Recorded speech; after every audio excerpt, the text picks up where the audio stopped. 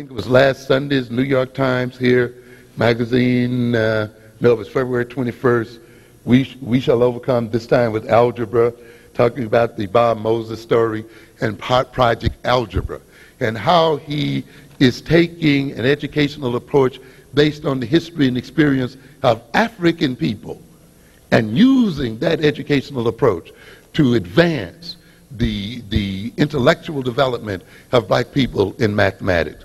Another story here in the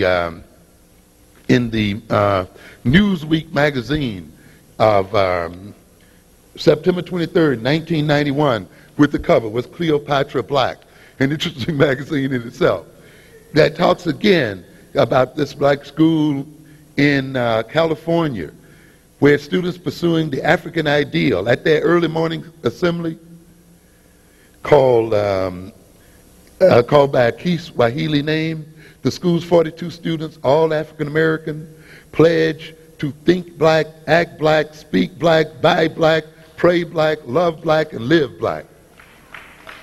Students sing Bob Marley, not Francis Scott Key. They recite Langston Hughes and not Rachel Lindsay. We have a rich tradition to share, says the executive director, who wears African attire, and a bright future. The Academy's graduates are the only blacks in the local high school's advanced placement classes. In other words, where you see an African-centered curriculum, where you see African people acting on the basis of their African history, you see African intellectual development and superiority occurring. An older magazine you might find of interest in your library, published September 1982, Discover magazine, with an interesting question.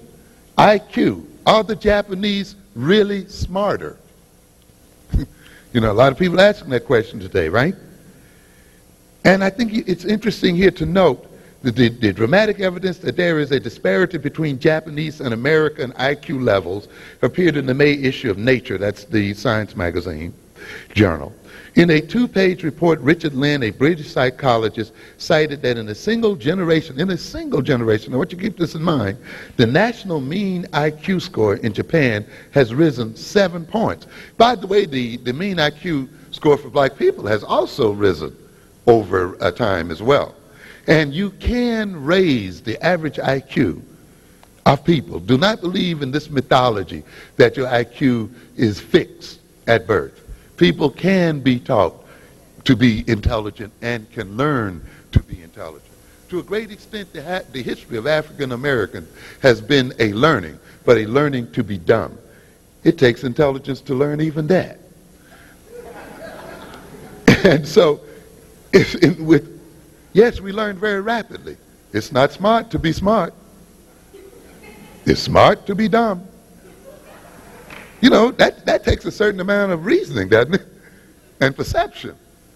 You know, you young people there, you learn when your peer groups will call you a nerd for being smart, when you are excluded or rejected because you study, or when they call you a white boy, a white girl, or tell you you're acting white because you read, because you study, because you turn in your homework.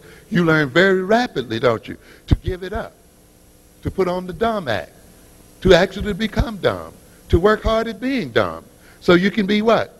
Accepted and loved. That's a smart move, right? It's a smart, dumb move.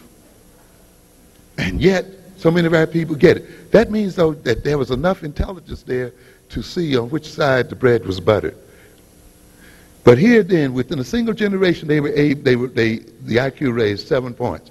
And the average IQ for the country's younger generation was the highest in the world. Moreover, according to Lynn's figures, about 10% of Japan's population has an IQ level of more than 130, while only 2% of Americans and Western Europeans achieve that score. Lynn calculated that a full 77% of the Japanese have IQs above Western European and U.S. averages. Now let me just hook into some here. Does that say that they were naturally smarter? Let's look at this. By correlating Japanese and American results, Lin determined that the average Japanese score was 111 compared with the U.S. score of 100. His study did not ignore Japanese adults. Even among those born as early as 1910 and through the groups born in the 1930s and 40s, Japanese consistently scored a few points higher than Americans. But the great mental leap forward, but this was not always the case now, and get this sentence, a lead of 11 points over the Americans did not come until the generation born after World War II. In other words, the Japanese IQ did not surpass the American IQ until after World War II. You see, why did this occur? In other words, the myth that the IQ is fixed is just that, a myth. And as they explored the Japanese schools and explored the Japanese experience, they looked directly at it. Not only did they recognize that the Japanese youngsters stay in school 240 days compared to 180 days in the American schools. And actually, when you count up the amount of time American teachers have to struggle to quiet an American classroom and bring children to order, that difference in class time is probably 360 days to 180 days, you see. So there's no great mystery as to why they are performing the way they do. One quick thing, and I'm through here in a second. In Sendai classroom, they're talking about the Japanese classroom, mathematics consume 25% of first grade classroom time. What do we talk about in education? Time on task.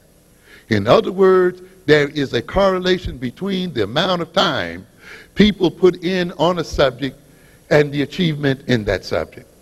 And before you run off into any mysterious genetic explanation as to what is happening to our children in these schools, look first at the amount of time they actually spend studying.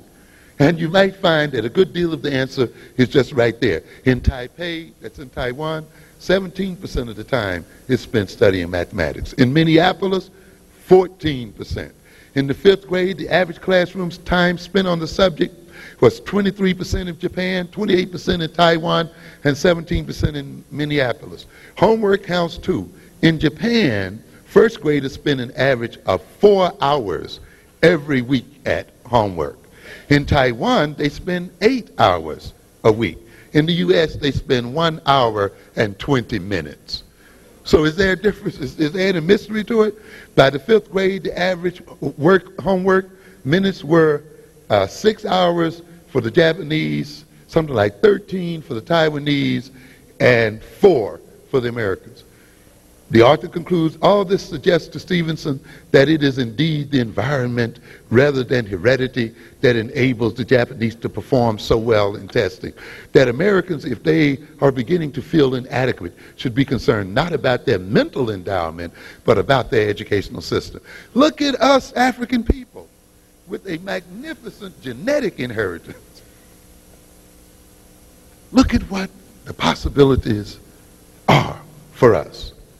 If we claim to know who we are, if we embrace our African identity, and if we came to love our African self, if we came to have confidence in ourselves, and if we as a people decided to take responsibility for ourselves, we have been given the most talented children on this earth. We've been given the best brains on this earth. It only now matters that we use them. Thank you very much. Thank you.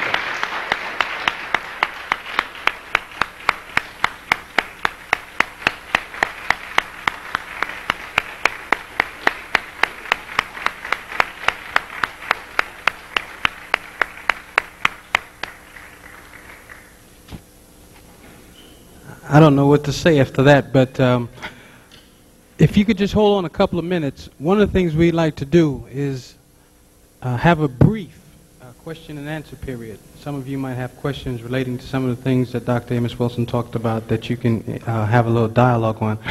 So we're going to take about 5 minutes. You can stretch your leg, go to the bathroom. We have some books outside. There's some tapes also of this lecture that will be available for sale upon completion. And I think there's some drinks or something like that outside. So if you can take about 5 minutes, we can come back and get some of your questions answered. Thank you.